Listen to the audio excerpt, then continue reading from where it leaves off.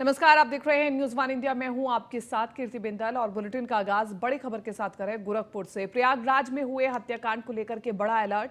Gorakhpur zone की police alert mode पर है। शूटरों की पहचान होने के बाद जोन पुलिस को अलर्ट किया गया है। एडीजी अखिल को सुरक्षा व्यवस्था का नोडल अधिकारी बनाया गया है। नेपाल सीमा की सुरक्षा व्यवस्था का नोडल बनाया गया है। तो बड़ी खबर आपको बता रहे हैं, शूटरों की पहचान होने के बाद जोन पुलिस को अलर्ट किया गया है। एडीजी अखिल को सुरक्षा व्यवस्था का नोडल बनाया गया है ताकि जो शूटर है वो भाग ना जाए। नेपाल सीमा की सुरक्षा व्यवस्था का नोडल बनाया गया है। विवेक पांडे बने हुए ज्यादा जानकारी के साथ संवाददाता फोन लाइन पर। विवेक पांडे, बताएं इस पूरी खबर में क्या अपडेट है। जी, जिस तरीके से योमेश पाल का हाई प्रोफाइल मर्डर हुआ है, दिन दहाड़े जिस तरीके से गोलियां मारकर उनके गनर की हत्या की गई है, निश्चित तौर पर इस सरकार पर और लॉ एंड ऑर्डर पर एक सवालिया निशान खड़ा हो रहा था, जिसके चलते शासन प्रशासन ने इस मामले को काफी गंभीरता से लिया है। और गंभीरता से लेने के बाद जितने भी इसमें आरोपी हैं, जिसमें इनकी भूमिका रही है, जो संदिग्ध है, पुलिस ने अब तक लगभग 9 लोगों की पहचान कर ली है और उनकी धरपकड़ के लिए जगह जगह पुलिस और एसटीएफ की टीम लगातार दबिश दे रही है। गोरखपुर की बात करें तो गोरखपुर में भी सुरक्षा के काफी अच्छे पुख्ता इंतजाम किए गए हैं। वहाँ के जोन को पूरी तरीके से एसटीएफ और पुलिस के जवानों ने जगह जगह दबिश मार रहे हैं कि वो जो संदिग्ध अपराधी हैं, जिन्होंने इस घटना को अंजाम दिया है या जिनका इसमें साथ रहा है, उनको पकड़ने के लिए तमाम तरह की कवायद की जा रही है। पुलिस लगातार दबिश दे रही है। प्रयागराज में भी एयरपोर्ट की सुरक्षा बढ़ा दी गई है। एयरपोर्ट पे भी पुलिस के जो पुलिस बल है, पुलिस के जवान है, वो सादी वर्दी में तैनात है कि कहीं अपराधी फ्लाइट से किसी दूसरी जगह वेशभूषा बदल कर न चले जाए। तो हर एंगल पे पुलिस लगातार दबिश दे रही है और पुलिस का कहना है कि जल्द से जल्द ये अपराधी पुलिस की गिरफ्त में होंगे। जी ठीक है, शुक्रिया तमाम इस जानकारी के लिए विवेक। प्रयागराज से अगली खबर आपको बता रहे हैं, राज्यपाल की पत्नी ने सीएम से गुहार लगाई है। सीएम योगी से अपनी सुरक्षा को लेकर के गुहार लगाई है। राज्यपाल की पत्नी विधायक पूजा पाल ने गुहार लगाई है। कौशाम्बी के चायल से सपा विधायक है पूजा पाल और सीएम से लखनऊ मिलने के लिए रवाना हुई। पूजा पाल ने सीएम योगी के नाम पत्र लिखा है। Y+ श्रेणी की सुरक्षा की मांग की गई है। हत्याकांड में पैरवी के लिए सीएम योगी को पत्र लिखा गया है पूजा पाल की ओर से। पूजा पाल ने अपनी सुरक्षा सुनिश्चित करने की मांग की है। तो बड़ी खबर आपको बता रहे हैं, पूजा पाल ने सीएम योगी को पत्र लिखा है। राज्यपाल की पत्नी पूजा पाल ने सुरक्षा की मांग की है। मुख्यमंत्री योगी आदित्यनाथ को पत्र लिख करके गुजारिश की है। हत्याकांड में पैरवी के लिए सीएम योगी को पत्र लिखा है। पूजा पाल ने अपनी सुरक्षा सुनिश्चित करने की मांग की है, इसलिए Y+ श्रेणी की सुरक्षा की मांग की है। तो प्रयागराज से बड़ी खबर आपको बता रहे, राज्यपाल की पत्नी ने सीएम योगी से गुहार लगाई है। सीएम योगी से अपनी सुरक्षा को लेकर के गुहार लगाई है और पूजा पाल ने अपनी सुरक्षा सुनिश्चित करने की मांग की है। तो एक और बड़ी खबर बता रहे, प्रयागराज से ही गोली बम कांड में नया मोड़ सामने आया है। राजू पाल की पत्नी पूजा पाल ने गंभीर आरोप लगाए हैं। स्थानीय स्तर पर पुलिस ने कोई सुनवाई नहीं की है। हाईकोर्ट में भी कोई सुनवाई नहीं हुई। हाईकोर्ट में सुनवाई नहीं होने पर मैंने सुप्रीम कोर्ट में अपील की है। सुप्रीम कोर्ट ने राजूपाल हत्याकांड की सीबीआई से जांच करवाई। 2019 में विवेचना पूरी कर सीबीआई स्पेशल कोर्ट में केस चल रहा है और पुलिस की ओर से उमेश पाल को गवाह बनाया गया था। सिद्धार्थनाथ सिंह को राजूपाल हत्याकांड की याचिका को पढ़ना चाहिए। अब मुझे और मेरे गवाहों को सुरक्षा की जरूरत है, ये पूजा पाल की ओर से कहा गया है। अब मुझे भी डर है, इसलिए मैं सुरक्षा की मांग को लेकर सीएम योगी से मिलूंगी। अतीक अहमद से मैं लड़ी हूं, अब मुझे भी सुरक्षा की जरूरत है। 2005 से लेकर के 2016 तक उमेश पाल से मेरी बातचीत नहीं हुई।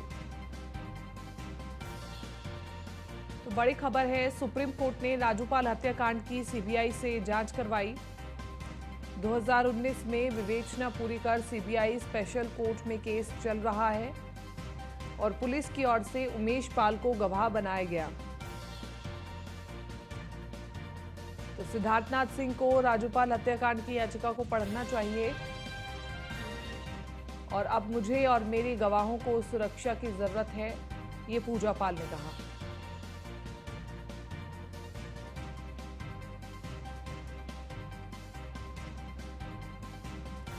तो बड़ी खबर आपको बता रहे हैं, राजू पाल केस से जुड़ी हुई पूरी 2005 से लेकर 2016 तक उमेश पाल से मेरी बातचीत नहीं हुई, ये पूजा पाल की ओर से कहा गया।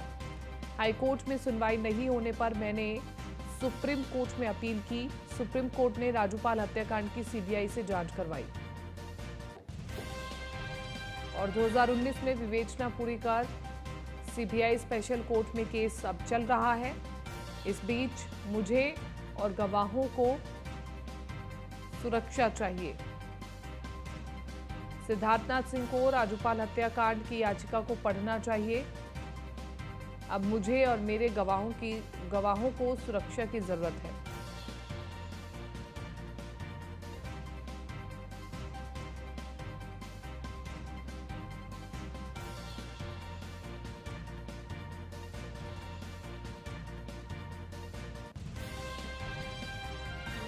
तो बड़ी खबर आपको बता रहे हैं, पूजा पाल ने कहा कि अतीक अहमद से मैं लड़ी हूं और मैं जानती हूं कि क्या पूरी परिस्थितियां हैं, इसलिए मुझे और गवाहों को सुरक्षा की जरूरत है, इसलिए मैं मुख्यमंत्री योगी आदित्यनाथ से मिलूंगी।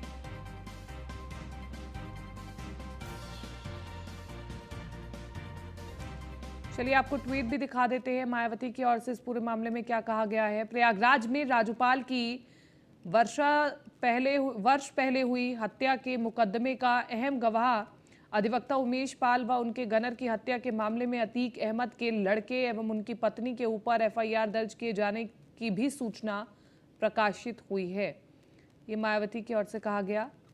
एक बार दोबारा से आपको ट्वीट पढ़वा देते हैं। बीएसपी ने इसका गंभीरता से संज्ञान लेते हुए ये निर्णय लिया है कि इस मामले की चल रही जांच में इनके दोषी साबित होते ही फिर से शाइस्ता परवीन पत्नी अतीक अहमद को पार्टी से जरूर निष्कासित किया जाएगा।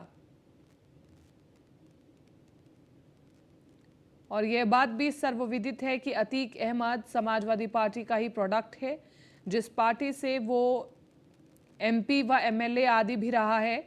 और अब राजू पाल की पत्नी भी बीएसपी से सपा चली गई है, जिस पार्टी को वो मुख्य दोषी ठहराती थी। अतः इसकी आड़ में कोई भी राजनीति करना ठीक नहीं है। इसके साथ ही ये भी विदित है कि किसी भी अपराध की सजा बीएसपी द्वारा उनके परिवार व समाज के किसी भी निर्दोष व्यक्ति को नहीं दी जाती है, किंतु ये भी सच है कि पार्टी किसी भी जाति व धर्म के आपराधिक तत्व को बढ़ावा नहीं देती है। चलिए आगे बढ़ रहे हैं। पीलीभीत से अगली खबर, न्यूज़ वन इंडिया की खबर का बड़ा असर हुआ है। वृद्ध घायल महिला को व्हील चेयर स्ट्रेचर पर ले जाने का पूरा मामला है। मरीज को खुद ले जाता दिखा तीमारदार। न्यूज़ वन इंडिया ने प्रमुखता से इस खबर को दिखाया था। मुख्य चिकित्सा अधिकारी ने निरीक्षण भी किया, सामुदायिक स्वास्थ्य केंद्र की व्यवस्था का जायजा भी लिया, व्यवस्थाओं को सही करने के निर्देश भी दिए गए हैं। तो बड़ी खबर आपको बता रहे हैं, न्यूज़ वन इंडिया ने प्रमुखता से इस खबर को दिखाया था और मुख्य चिकित्सा अधिकारी ने निरीक्षण किया, सामुदायिक स्वास्थ्य केंद्र की व्यवस्था का जायजा भी लिया। हमने इस खबर को प्रमुखता से दिखाया था, व्यवस्थाओं को सही करने के भी निर्देश दिए गए हैं। तो पीलीभीत से बड़ी खबर, न्यूज़ वन इंडिया की खबर का बड़ा असर हुआ है। अव्यवस्थाओं की तस्वीर हमने दिखाई थी। बुजुर्ग महिला को व्हीलचेयर स्ट्रेचर पर ले जाने का पूरा मामला था। चलिए आगे बढ़ रहे। लखनऊ में सरकारी अस्पतालों में अब निजी डॉक्टर ऑन कॉल पर सेवाएं देंगे। डॉक्टरों को प्रति विजिट 203,000 रुपए का भुगतान एनएचएम के जरिए किया जाएगा। आपको बता दें कि शहर के सरकारी अस्पतालों में विशेषज्ञ डॉक्टरों की भारी कमी है और वहीं ग्रामीण इलाकों के भी अस्पतालों में एनेस्थीसिया विशेषज्ञ डॉक्टरों की कमी है।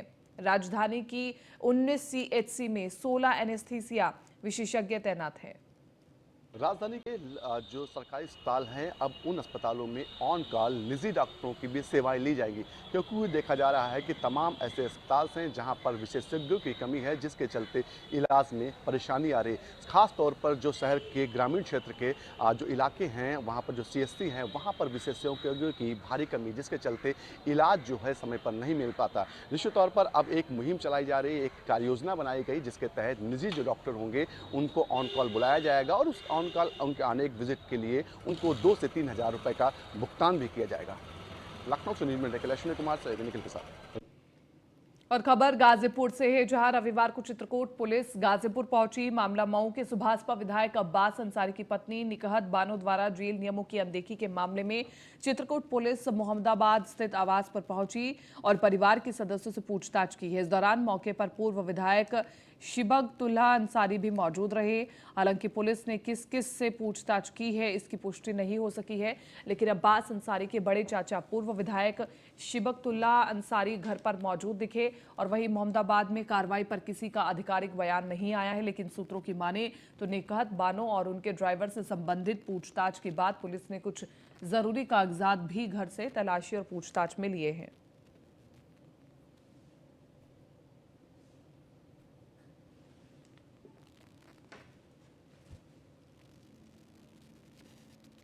नोएडा से अगली बड़ी खबर आपको बता रहे, बड़े स्तर पर पुलिस अफसरों का ट्रांसफर किया जा रहा है। पुलिस कमिश्नर लक्ष्मी सिंह ने बदलाव किया है। नोएडा से बड़ी खबर आपको बता रहे हैं, बड़े स्तर पर police transfer, police commissioner Lakshmi Singh ने बड़ा बदलाव किया है और आईपीएस शक्ति अवस्थी बनाए गए हैं ADCP Noida. Doctor Rajeev Dixit ADCP central बनाए गए हैं। अशोक कुमार एडीसीपी बने हैं। ग्रेटर नोएडा बने 2 एसीपी की तैनाती हुई है। तो बड़ी खबर आपको बता रहे, 2 एसीपी की तैनाती हुई है। पुलिस कमिश्नर लक्ष्मी सिंह की ओर से बदलाव किया गया है। बड़े स्तर पर पुलिस अफसरों का ट्रांसफर किया गया है। पुलिस कमिश्नर लक्ष्मी सिंह ने बदलाव किया है।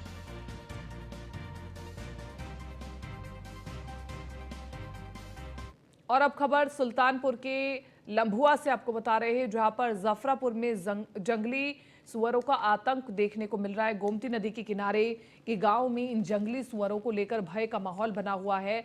जंगली सुअरों का आतंक इस कदर है कि एक युवक अपने खेत में काम कर रहा था, तभी जंगली सुअर ने हमला कर दिया और इस हमले से युवक बुरी तरह से घायल हो गया, जिसके बाद उसे हॉस्पिटल में भर्ती करवाया गया है, जहां उसका इलाज जारी है।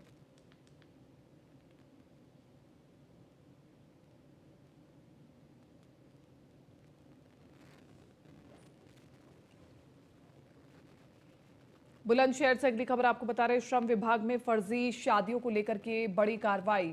श्रम उपायुक्त गाजियाबाद की जांच के बाद बड़ी कार्रवाई हुई है। श्रम परिवर्तन अधिकारी सुभाष चंद्र सस्पेंड किए गए। सहायक श्रमायुक्त का ट्रांसफर हुआ है। पूर्व ग्राम प्रधान को भट्टा मजदूर दिखा करके लाभ देने का पूरा मामला है। लखावटी ब्लॉक के भर्रा गांव से जुड़ा ये पूरा मामला। तो बड़ी खबर आपको बता रहे, श्रम परिवर्तन अधिकारी सुभाष चंद्र को सस्पेंड किया गया है। सहायक श्रमायुक्त का ट्रांसफर हुआ है। और इसी के साथ साथ आपको बताते चले, पूर्व ग्राम प्रधान को भट्टा मजदूर दिखा करके लाभ देने का पूरा मामला है। लखावटी ब्लॉक के भर्रा गांव से जुड़ा हुआ ये पूरा मामला। बुलंदशहर से बड़ी खबर, श्रम विभाग में फर्जी शादियों को लेकर के कार्रवाई की जा रही है। तो श्रम उपायुक्त गाजियाबाद की जांच के बाद ये बड़ी कार्रवाई हुई है। श्रम परिवर्तन अधिकारी सुभाष चंद्र को सस्पेंड किया गया है।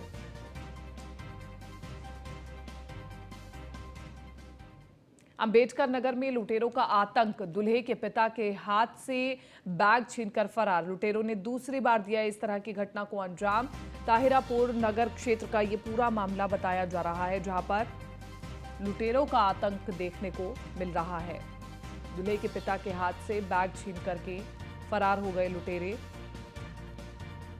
लुटेरों ने दूसरी बार इस तरह की घटना को अंजाम दिया है।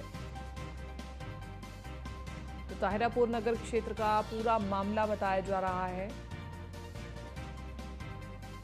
अंबेडकर नगर में लुटेरों का आतंक।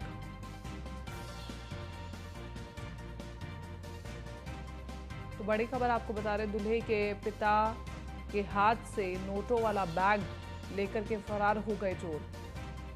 लुटेरों ने दूसरी बार इस तरह की घटना को अंजाम दिया है और लगातार ये घटना बढ़ती जा रही है। ताहिरपुर नगर थाना क्षेत्र का ये पूरा मामला बताया जा रहा है।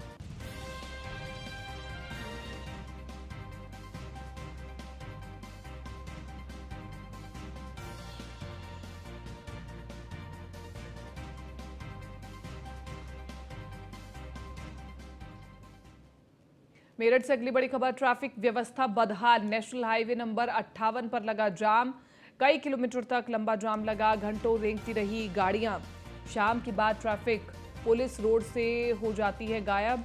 थाना पुलिस ने कई घंटे बाद खुलवाया जाम। जाम की वजह से जनता को झेलनी पड़ती है परेशानी।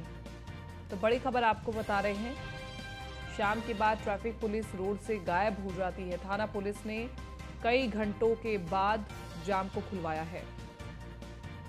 जाम की वजह से जनता को झेलनी पड़ती है परेशानी।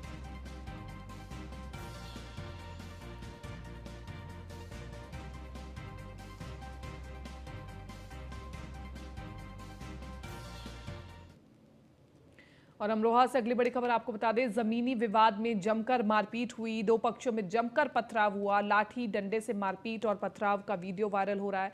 मारपीट के दौरान कई लोग घायल भी हुए। सूचना पर पहुंची पुलिस जांच में जुटी हुई है। नौगांव सादात थाना क्षेत्र के खेड़ा अपरौला का पूरा मामला है।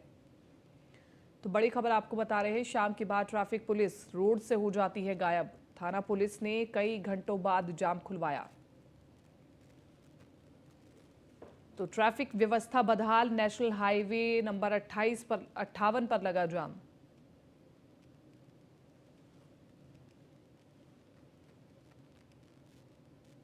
और जौनपुर से न्यूज वन इंडिया के पत्रकार देवेंद्र खरे को बदमाशों ने गोली मार दी। वहीं घटना की सूचना के बाद मौके पर पहुंचे जिलाधिकारी मनीष कुमार वर्मा और पुलिस अधीक्षक डॉक्टर अजयपाल शर्मा समेत सिटी मजिस्ट्रेट पत्रकार देवेंद्र खरे से बातचीत करने के लिए पहुंचे और घटना की जानकारी भी ली गई। आपको बता दें कि पत्रकार देवेंद्र खरे को इमरजेंसी वार्ड में भर्ती करवाया गया, जहां उनकी स्थिति अभी सामान्य है। और वहीं देवेंद्र खरे के ऊपर हुए हमले के मामले में बीजेपी जिलाध्यक्ष के छोटे भाई ऋतुराज सिंह छोटू और 2 अन्य लोगों पर धारा 307 सहित गंभीर धाराओं में मुकदमा दर्ज किया गया है।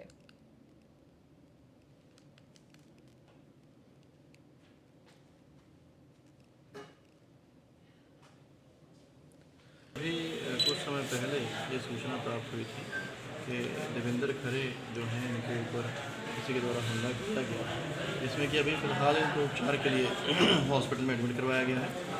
और बाकी हमारी टीमें जो हैं अभी मौका मुआयना किया गया मेरे द्वारा भी और हमारे एसपी सिटी सीओ सिटी द्वारा भी। और फिलहाल जो विक्टिम हैं उनसे भी बात की गई है। बाकी टीमों को इसमें लगाया गया है, इसको जल्दी से जल्दी वर्कआउट किया गया है। इन्होंने लिए जो साहस किया है उनके विरुद्ध कठोरतम कार्रवाई की जाए। रायबरेली में भूमाफियाओं का आतंक पूरी तरह से चरम पर है। भूमाफिया पुलिस से साठगांठ कर जमीन पर कब्जा करने से बाज नहीं आ रहे हैं। और ऐसा ही एक मामला रायबरेली के गुरबख्शगंज थाना क्षेत्र के पथुरियन खेड़ा में देखने को मिला, जहां एक महिला ने थानेदार पर धमकाने का आरोप लगाया है। पीड़ित महिला ने बताया कि कुछ भूमाफिया उसकी जमीन पर कब्जा कर रहे हैं, जबकि उस जमीन का मामला कोर्ट में विचाराधीन है। महिला ने बताया कि थाने पर कई बार शिकायत करने के बाद भी कोई कार्रवाई नहीं की गई है, जबकि उल्टा उसी पर कार्रवाई की गई है, जिसका ऑडियो सोशल मीडिया पर वायरल हो रहा है।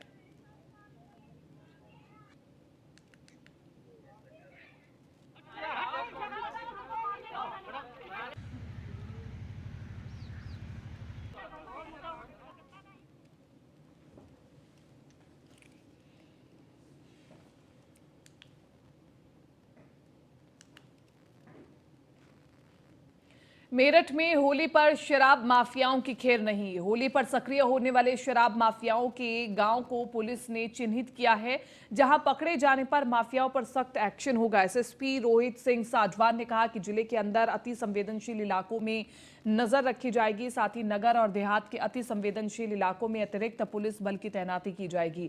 नगर क्षेत्र के ब्रह्मपुरी, लिसाड़ी गेट, कोतवाली दिल्ली गेट मिश्रित आबादी वाले क्षेत्रों में भारी पुलिस फोर्स तैनात की जाएगी और साथ ही चप्पे चप्पे पर ड्रोन से पुलिस निगरानी बना करके रखेगी। वहीं एसएसपी रोहित सिंह सार ने कहा कि देहात क्षेत्र के अंदर खादर इलाके में पुलिस शराब माफियाओं पर सख्ती से कार्रवाई करेगी और अगर कोई उपद्रवी उपद्रव करता है तो उसके खिलाफ कठोर कार्रवाई की जाएगी।